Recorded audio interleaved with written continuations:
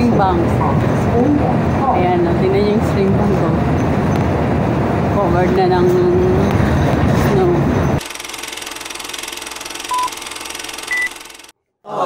Hello mga ka-dreamers! Welcome back to my vlog. Hello everyone! For today's video, i-share ko lang sa inyo yung mga requirements ng bagong program ng Home Care Worker Immigration Pilot para sa mga inside Canada. Okay, bale, yung pilot na to, yung Home Care Worker Immigration Pilot, ay meron siyang Stream A and B. Stream A, ito po yung worker in Canada, and Stream B, ito po yung not working in Canada. So, it meant to say, nasa labas po siya ng Canada. Okay, ano po ba yung mga requirements ng bagong program na nilaunch ng IRCC? Nag-start na po siya noong March 31, 2025 para sa mga eligible na mga caregiver. Meron silang mga experience na 6 months and continuous. So, kailangan po eligible yung mga experience nyo para ho nakapasok po sa program noong March 31, 2025.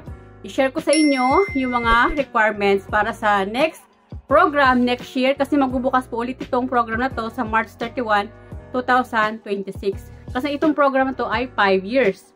Bubuksan ng immigration every year.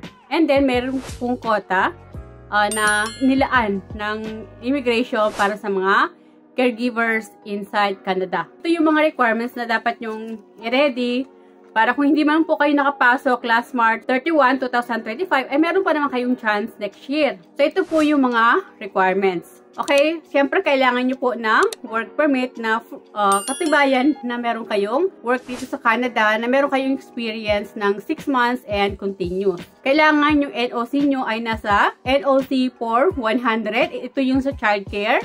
And then, kapag elderly care naman, ay nasa 44101. So, bale, yung Stream B ay NOC 44100 childcare and NOC 44100. Ito yung 44100. Ito po yung meron experience sa elderly or mga may bansanan. Second requirements, job contract. Okay, job contract kasi dito makikita ng IRCC na legit yung inyong work experience. Ibibase kasi ng IRCC yan, saka i-check yan kung yung work nyo, yung work experience nyo ay legit. And then number 3, LMIA.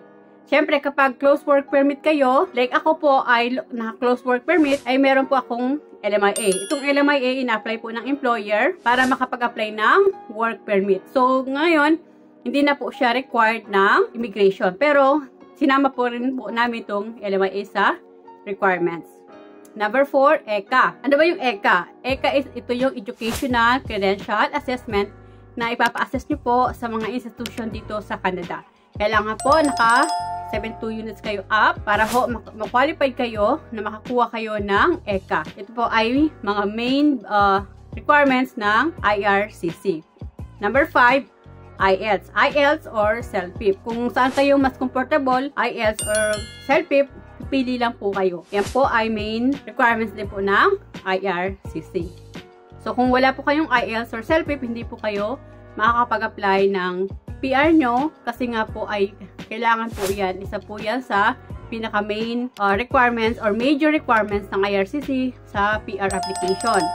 Number 6, pay stub. So, importante guys, yung pay stub. Kasi diyan makikita ng IRCC yung mga salary nyo. Kailangan kung ano yung nasa work permit nyo, job contract, at yun din po ang lalabas po sa inyong pay stub. Kasi kapag sumobra po kayo dyan at lagi po kayo mayroong transaction na pumapasok sa account nyo, ay imbestigahan po kayo ng IRCC bakit kayo ay maraming transaction na hindi po tugma sa inyong salary. And then, number 7, T4. Ito po yung T4 na binibigay ng employer every end of the year. And then, next naman, notice of assessment. So, yung iba naman na wala pang NOA or notice of assessment, ay pwede naman pong i-follow to. Pero mas maganda kung nakapag-file kayo na mas maaga, pero kayong NOA, di madali na lang po kompleto yung mga requirements nyo. And then, ano pa yung mga requirements? Passport. So, kailangan po ng passport nyo. Kailangan nyo rin po ng picture. Ito po yung picture ay digital copy. Kailangan yung mga picture nyo, meron pong shop name, address, at kung kailan po na picture. So, kailangan po meron ding date doon sa likod ng inyong picture. So, ulitin ko yung picture nyo dapat merong shop name, address, and then date kung kailan na-take yung picture nyo. 50 by 70 mm yung size ng inyong picture for PR application. Number 11, kailangan nyo ng NBI. Isa po yan sa requirements din po ang NBI. Okay? Kung wala pa kayo NBI, na marami na ho nagpo-process ng NBI, magbabayad na lang po kayo. Or kung mag-online na lang po kayo, pakuha nyo po sa mga relatives nyo, magpadala lang po kayo ng copy ng inyong passport at authorization, ay sila na ho ang magpa-process ng inyong NBI. Mag-ano na lang kayo, mag-book na lang kayo ng appointment para makuha at ma-process po yung inyong NBI. So, mas makakatipid kayo kung sa Pilipinas kasi ang babayaran nyo lang ay more than 100 I think yun, 1/3 nakalimutan ko na guys. Okay, so yun po ang kailangan nyo. And then, marriage certificate. Kung married na kayo, kapag married na po kayo, kailangan nyo po ng PSA, Senomar, with marriage advisory. Okay, so kailangan po yan. I-check ng IRCC yan kung talagang legit na meron kayong asawa. O, marami na rin po kasi guys na ginagamit yung marriage fraud na kasi. Nagagamit na po kasi yan. Kaya ngayon, yung IRCC po ay nagre-request na po ng PSA, Senomar, with marriage advisory. Okay, ako po ay nag-request din po nito sa Pilipinas. And then, police clearance inside Canada, ito yung fingerprint. So, kailangan po mag-ano kayo sa mga accredited ng RCMP para kayo ay makapag-process ng inyong fingerprint. Kailangan po ito, inyong police clearance. Saka kung kayo po ay nag-stay ng more than 6 months sa ibang bansa, ay kailangan nyo pong mag-request ng inyong police clearance. Except po sa Hong Kong. Kasi sa Hong Kong, hindi po kayo makakapag-request ng inyong, o hindi kayo makakuha ng inyong police clearance sa Hong Kong kung wala pong IRCC request. Yes guys, so kailangan antayin nyo talaga yung request from IRCC na kayo po ay nire-require nila na kumuha ng police clearance sa Hong Kong. And then, meron pa pong yung mga forms na additional po na importante din sa pag-apply ng PR application. Meron pong Schedule 21, and then meron pong fill upan o gagawa ng job offer na kailangan naka-indicate doon yung inyong employer name, address, CRA number, tapos magkano yung sahod nyo per hour, ilang oras kayo nagtatrabaho, naka full-time ba kayo, kailangan 30 to 40 hours yung full-time working hours nyo sa linggo. Hindi po pwedeng bababa ng 30 kasi hindi na po full-time yan. So, napaka-importante po na meron kayong job offer sa inyong employer. Tapos, susundan nyo kung ano yung median wage sa mga provinces. Like po dito sa London, ang median wage po dito ay 18. Hindi ho ako nagka-problema at hindi na ho binago yung sa job offer ko kasi nga nasa median wage naman po yung salary per hour ko.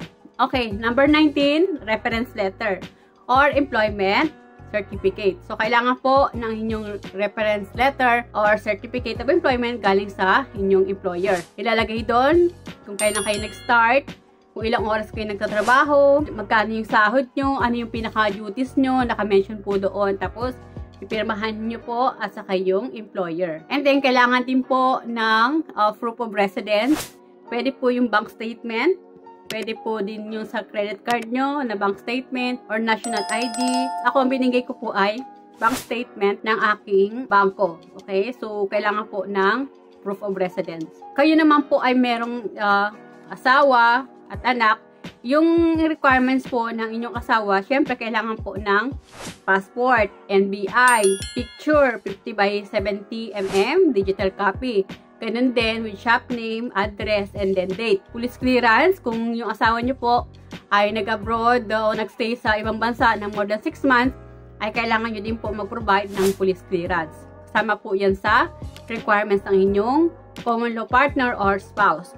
And then, kailangan din po ng birth certificate, Senomar with marriage advisory. So, titingnan ng IRCC kung talagang legit yung inyong marriage. Okay? So, at kung kailan kayo kinasal, kung totoong kinasal kayo. Okay, so yun po ang kailangan ng inyong spouse or common law partner na requirements. And then sa anak nyo naman po, passport, birth certificate, saka 50 by 70 mm picture. So yun lang po ang kailangan ng mga anak nyo.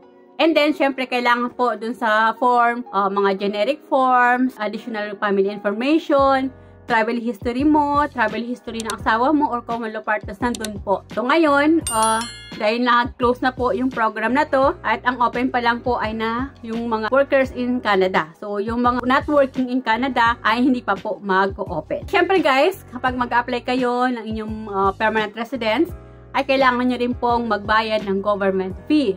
Magkano ba yung government fee? Pag main applicant ay 1,525 and then sa spouse din 1,525 Canadian dollars and then biometrics. Yung biometrics kapag more than 2 ay 170 Canadian dollars. Okay, so bali ang binayaran ko po sa government fees ay 3,480 Canadian dollars. So yun lang guys, na-share ko sa inyo yung mga requirements na kakailanganin nyo. Kung hindi po kayo nakapag-apply noong March 31, 2025, ay pwede po kayong mag-apply next year. Magbubukas ulit ng March 31, 2026. So, dapat naka-ready na po yung mga requirements nyo para kapag nag-open na ulit yung program, ay meron po kayong mga requirements na ready na. So, yun lang guys. Na-share ko lang po sa inyo yung mga requirements na dapat nyong ihanda sa bagong program ng Home Care Worker Immigration Pilot sa mga caregivers po inside Canada. So, guys, if you find my video helpful, please paki-subscribe naman po and do like and share na rin po kung nagustuhan niyo po yung mga video ko at nakakatulong po sa inyo. Please paki-click naman po yung bell notification para ma-notify po kayo sa mga bago ko video. So, yun lang guys. Thank you for watching. Bye. God bless us all.